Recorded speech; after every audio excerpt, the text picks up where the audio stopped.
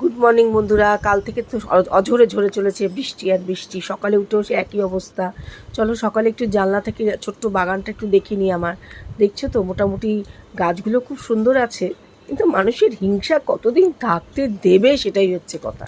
দেখো তোমরা, সব ঘেঁষিয়ে ঘুষিয়ে এর ঘাড়ের উপর ওর ঘাড়ের উপর সে, এই করে আর কি জায়গা দখলের চেষ্টা।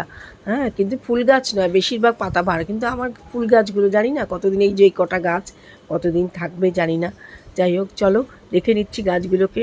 আজকে খুব একটা ফুল হয়নি, ওই জন্য নিচে যাইনি খুব একটা। ওই নাক চাপা হয়েছে, ছেলে গিয়ে নিয়ে এসছে। আর এইগুলো বললাম না, নিচে একটা রাক্ষসী আছে, তার গাছ, তার অনেক দরকার।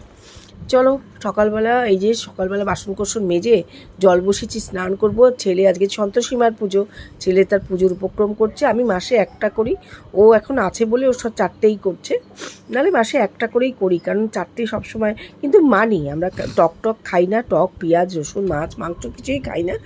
কিন্তু যেহেতু দেখা যাক বাইরে গিয়ে কটা চারটে করা যায় না একটা করা যায়, তখন ব্যবস্থা মানে পরিস্থিতি বুঝে ব্যবস্থা করব। ঘরদোর সব পরিষ্কার হয়ে গেছে, মোছাও হয়ে গেছে। এবার স্নানটা সারবো, ওর পুজোটা হয়ে যাক। আমি একটু প্রসাদ খাবো, কারণ ওষুধ খেতে হচ্ছে বলে জল খেয়ে নিয়েছি। আমি তো আজকে পুজো করতে পারলাম না।